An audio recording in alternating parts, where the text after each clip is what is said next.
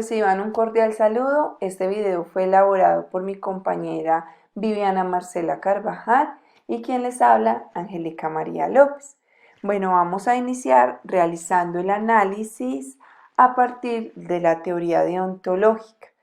Bueno, desde ese punto de vista deontológico, esa decisión de vacunar a las personas mayores de 75 años sería primero que todo como encontrar el principio en función de la cual pues actúan los países, basándonos antes que nada a dos mundos que según Kant pues hacen parte del hombre.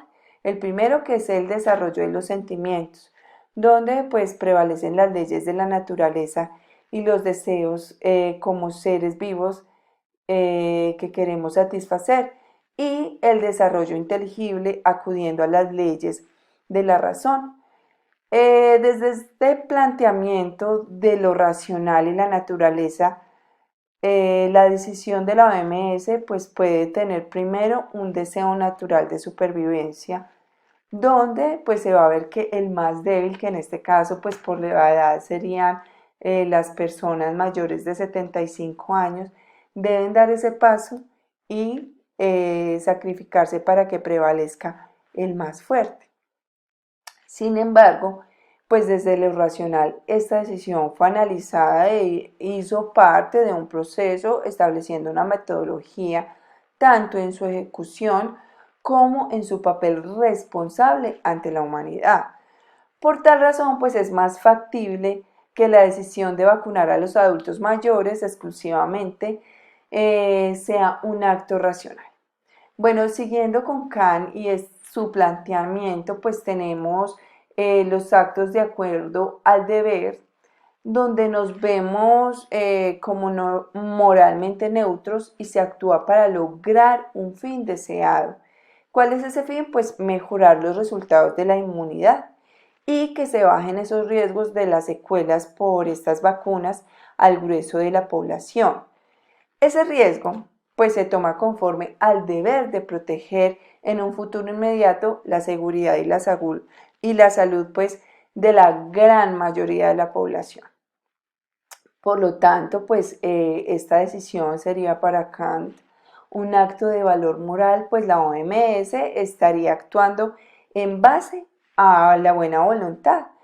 ¿Por qué? Pues porque la vacuna inicial para los adultos mayores pues viene de toda una acción racional de lo que moralmente pues se podría hacer para desarrollar una vacuna efectiva y con el mínimo riesgo a la salud por unas secuelas que podrían pues darse.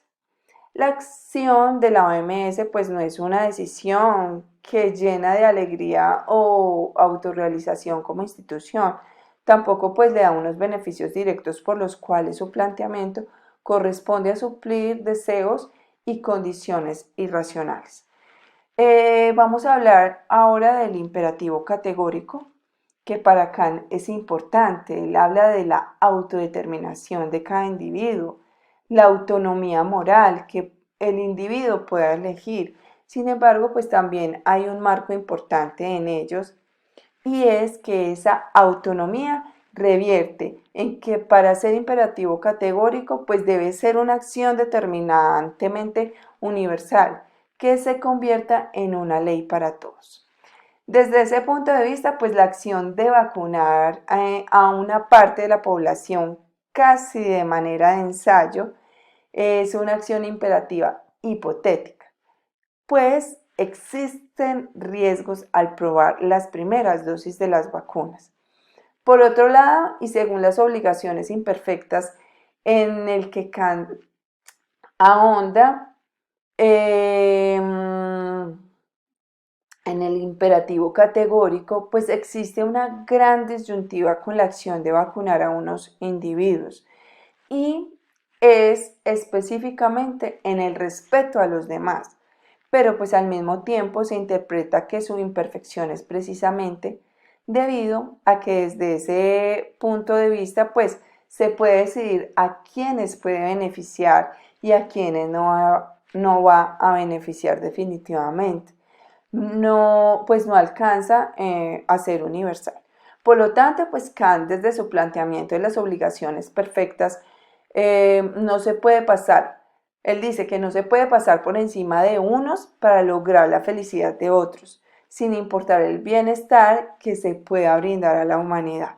En este caso, pues con las vacunas no se debería violar los derechos de los adultos mayores de 75 años en adelante, al ser usados ellos casi como conejillos de indias. Bueno, en conclusión, desde este punto de vista deontológico, pues las acciones tomadas por la OMS surten las premisas del deber como institución que busca pues garantizar la buena salud de sus asociados en todo el mundo y no por la inclinación hacia un fin propio como sujeto. Pues sin embargo ha entrado a utilizar obligaciones imperfectas donde pasa por encima de los derechos de una parte de la población, donde sin el derecho kantiano a la autonomía, pues estos adultos no pueden elegir entre rechazar o aceptar la dosis de la vacuna contra el COVID. Ahora vamos a hablar del análisis a partir de la teoría utilitarista. Desde los enunciados del utilitarismo, pues podemos decir que la OMS realiza la vacunación a una parte nomás de la población sin importar los riesgos. Lo más importante es que la consecuencia de esta decisión pues beneficiará a al mayor número de personas. El utilitarismo de regla determina en este caso pues la prestación social de la obligación de vacunar a todo mayor de 75 años, en donde se toman como base de prueba en cuanto al riesgo de que la vacuna puede generar unos efectos secundarios. Esta primera etapa de vacunados pues se lleva a un análisis que puede generar mayor seguridad para el resto de la población. Así de esta manera pues es visible su distancia de lo que podría ser la versión hedonista del bienestar, pues donde se plantea que la experiencia o sensación de placer es primordial bien de la persona, pero pues definitivamente vacunarse no genera ningún placer y tampoco pues ha sido una decisión individual porque fue impuesta. En este caso, de la decisión de la OMS de vacunar a los mayores de 75 años, pues tampoco corresponde a la utilidad hedonista de estados mentales. No se está acudiendo a placeres, sino a necesidades diferentes de generar felicidad a una gran cantidad de personas al mismo tiempo. Por otro lado, pues la satisfacción de preferencias tampoco hace parte de la decisión de la OMS, pues no hay caminos diferentes para que cada persona pueda lograr protegerse del virus del COVID-19. Finalmente, desde el punto de vista utilitarista, la determinación de la OMS pues puede generar un sacrificio de una parte de la sociedad, pero con aspectos consecuenciales muy positivos para la inmensa mayoría, siendo válida desde esta teoría, pues justifica este sacrificio en beneficio de la mayoría de los seres humanos. Continuando con la actividad y aplicando el estudio de caso a la teoría La ética de la virtud, vemos cómo esta teoría se basa en el bien común y no en el individual. En cuanto a esta teoría, Aristóteles, discípulo de Platón y fundador de su propia escuela filosófica, dice que la idea no existe separada de los individuos concretos, que son lo único real. La idea solo existe en los seres individuales. En fin, al que tiende el hombre es la felicidad, no el placer, ni tampoco la riqueza. La moral no se define en relación con la polis, sino con el universo. En este aspecto, y según la teoría que se aplica al estudio de caso, puedo deducir que se encuentra relacionada, ya que su argumento se basa en que la sociedad es un todo y se respeta y se debe tratar bien, siendo la oportunidad para convertir en costumbre una situación que por naturaleza debe regir.